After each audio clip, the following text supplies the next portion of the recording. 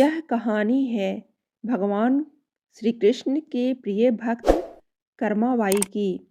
कर्माबाई बचपन से ही अपने पिता जीवन राम को भगवान श्री कृष्ण की पूजा करते हुए देखती थी। वह कभी भी भगवान कृष्ण को भोग लगाए बिना भोजन ग्रहण नहीं करते थे। जब कर्माबाई 13 साल की थी, तब एक दिन जीवन राम को पुष्कर स्नान के लिए जाने की इच्छा हुई। साथ में उनकी पत्नी ने भी पुष्कर स्नान की इच्छा प्रकट की। जीवन राम अपनी बेटी को भी ले जाना चाहते थे, लेकिन समस्या यह थी कि अगर वह सब घर से बाहर गए तो भगवान श्री कृष्ण को भोग लगाएगा कौन। तब जीवन राम ने प्रतिदिन के इस कार्य की जिम्मेदारी कर्माबाई को सौंपी और कहा, देखो बेटी कर्मा, सुबह भगवान श्री कृष्ण को भोग लगाने के पश्चात ही तुम भोजन ग्रहण करना। कर्मा ने भी अपने पिता की हाँ में हामी भर दी। अगले दिन सुबह कर्माबाई ने उठकर सबसे पहले गुड़ और घी डालकर बाजरे की खिचड़ी बनाया और भगवान श्री कृष्ण की मूर्ति के सामने रख दिया और बोली, भगवान, मैंने आपका भोग रख दिया है। आपको जब भूख लगे तब खा लेना। तब तक मैं घर के काम पूरे कर लेती हूँ। इतना कहकर कर्मा अपने घर के कामों में जुट गई। काम करते करते बीच बीच में आकर देखने पर जब कर्मा को ज्ञात हुआ कि भगवान ने अभी तक खिचड़ी नहीं खाया है, तब उसे लगा कि शायद खिचड़ी में घी और गुड़ कम है, इसलिए भगवान कृष्ण भोजन ग्रहण नहीं कर रहे हैं।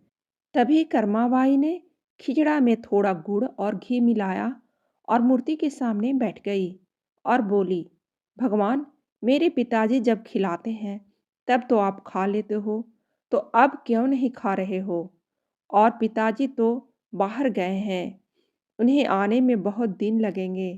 तब तक आपको भोग लगाने की जिम्मेदारी मुझे दी गई है, इसलिए जब तक आप भोजन नहीं खाएंगे मैं भी कुछ नहीं खाऊंगी। इस तरह जिद पर अड़ी नन्ही कर्मा की प्यारी बातों से भगवान कृष्ण का सिंहासन डोल गया और फिर मूर्ति में से आवाज आई, कर्मा, तुमने पर्दा तो किया ही नहीं, तो मैं भोजन कैसे ग्रहण करूं। तब कर्माबाई ने मूर्ति के आगे अपनी चुनरी का पर्दा किया और कुछ ही समय में कृष्ण मूर्ति के सामने रखी खिचड़ी की थाली खाली हो गई। अब कर्मा रोज सुबह सबसे पहले भगवान कृष्ण को बाजरे की खिचड़ा खिलाती और बाद में खुद भोजन ग्रहण करती। कुछ दिनों बाद घर लौटने पर कर्मा के माँ बाप भी कृष्ण की लीला देखकर दंग रह गए। इस तरह कर्माबाई भगवान कृष्ण की निश्चिम भक्त बन गई। अपने जीवन के अंतिम दिनों में कर्माबाई भगवान जगन्नाथ की नगरी जगन्नाथपुरी में एक कुटिया में बस गई थी। वहां पर एक दिन कर्माबाई की कुटिया के सामने एक तेजस्वी कांतिमान बालक आया और उसने कर्माबाई से कहा, मुझे भूख लगी है, माँ खाना दो। उस वक्त भी कर्मा अपने भगवान कान्हा को खिचड़ा का भोग लगा रही थी। कर्मा ने उस बालक को भी खिचड़ा खिलाया। उसके बाद से वही बालक हर रोज कर्मा के हाथ का खिचड़ा खाने आता था। यह सिलसिला कई वर्षों तक चलता रहा। वह बालक कोई और नहीं, स्वयं भगवान जगन्नाथ थे, क्योंकि जिस दिन कर्माबाई का देहांत हुआ उस दिन भगवान जगन्नाथ की मूर्ति की आंखों से आंसू बह रहे थे।